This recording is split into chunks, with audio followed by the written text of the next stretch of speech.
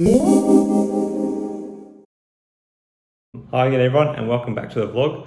Often on my channel I focus on ways to build wealth. I believe that by having good financial habits you can really take control of your life.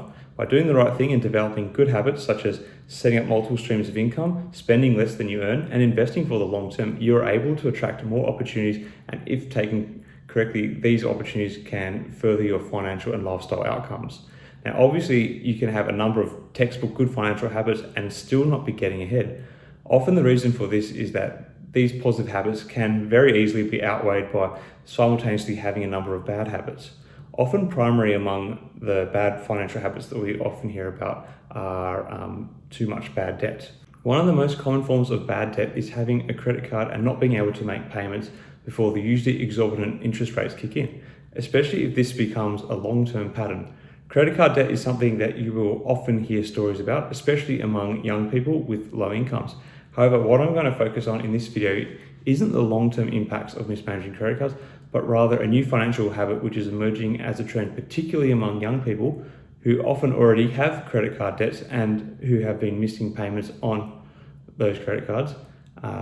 And this trend is people missing payments on buy now, pay later services, a new credit trend which is growing in popularity at an extremely fast pace at the moment, particularly online. So as a way of introducing this, buy now, pay later services are a form of short-term lending that allow consumers to make purchases and pay for that purchase in small installments. The most common approach from these services are a 4 installment system paid roughly every 2 weeks between payments. So they divide the cost of the item by 4 and you pay it off in 4 even payments, usually about 2 weeks apart. So at time of purchase, 2 weeks later, 2 weeks later, and the final payment 2 weeks later. So it takes about 6 weeks.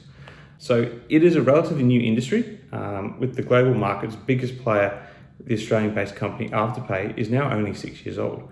The success of the industry has seen many other competitors emerge, including another Australian firm, Zip Money, as well as banks creating their own services. And very recently, global online payment company PayPal announced that they will also be making an entry into this market via an extension of their PayPal credit service.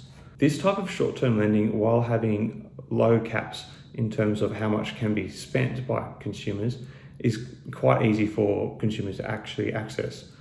The service, because of its payment packaging approach, can be enticing for consumers to spend beyond their means.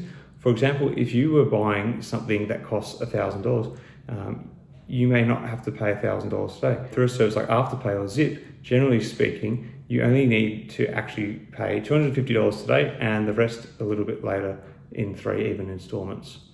Now, my native Australia is arguably at the global forefront of this industry, as the 2 largest global players were founded here, and it is the region that has the highest customer uptake of these services at the moment.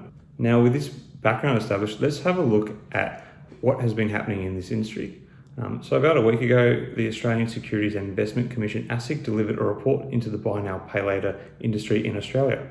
ASIC's report said that the total amount of credit extended in the buy now, pay later industry had almost doubled in the past 12 months. The number of buy now, pay later transactions increased from 16.8 million in the 2017-2018 financial year to nearly 32 million in the financial year of 2018-2019. This represented roughly a 90% increase. So this growth is not even factoring in the large amount of growth the industry has reportedly experienced in the 2019-2020 financial year, or in the current climate so far of the 2020-2021 financial year. The report also found that missed payment fee revenue for all buy now, pay later providers that ASIC looked at grew by 38% to $43 million, and that while all platforms had different models for where they receive their income from, late fees made up 20% of Afterpay's revenue in the financial year of 2018-2019, with the balance coming from merchant fees. So this was the largest of the 6 services that were included in the report, so it is a pretty significant finding. What this trend represents is that there are an increasing number of people who are having trouble meeting their payment obligations with these services and being financially penalised for it. In short, a bad financial habit. Rosie Fisk, an Australian financial counsellor, commented to the Australian Broadcasting Corporation, ABC, From our research, we also found that some consumers who use buy now, pay later arrangements are experiencing financial hardship, such as cutting back on or going without essentials, for example, meals, or taking out additional loans in order to make their buy now, pay later payments on time. When consumers have got more than one of these products and they're trying to get on top of paying every fortnight and then the late fees as well, they really get into that financial vulnerability and go without essential living expenses in favour of trying to pay their Afterpay or their other buy now, pay later providers, she said. Other findings by the report included that of those who said they were cutting back on living essentials, ASIC found nearly half were under the age of 30. The report also found that there is also a risk that consumers may be paying inflated prices for some goods and services when using buy now, pay later arrangements. The reason for this being that the buy now, pay later services in most cases attract most of their money from merchant fees. These merchant fees are often higher than what credit card companies charge and could therefore be a force of inflation. To put it into perspective, Afterpay charges merchants between 4 to 6% plus 30 cents per transaction. Conversely, the credit card company American Express in Australia averages a merchant fee of 1.6%, and they're considered one of the higher ones. Aside from problems with the services, the bad habit I want to focus on that was uncovered with this report was a trend that almost 70% of those who had taken out another loan to make their buy now, pay later payments on time had also missed a payment, and half were under 30 and some 45% of transactions that incurred a late fee were hit with more than one, so sometimes 2 or 3. In summary, what we're seeing that is a little bit alarming is that most of you are still yet to hit the like button for the YouTube algorithm. This is seriously poor financial behavior by all of you. Just kidding. But it does really help out. Anyway, to summarize, many young people are taking out other loans to cover their buy now, pay later purchases, and they often have multiple buy now, pay later services that they are using simultaneously. They take out these loans to avoid late fees. However, despite this, they are still missing some of the payments, both of the buy now, pay later purchase and on their new debt instrument.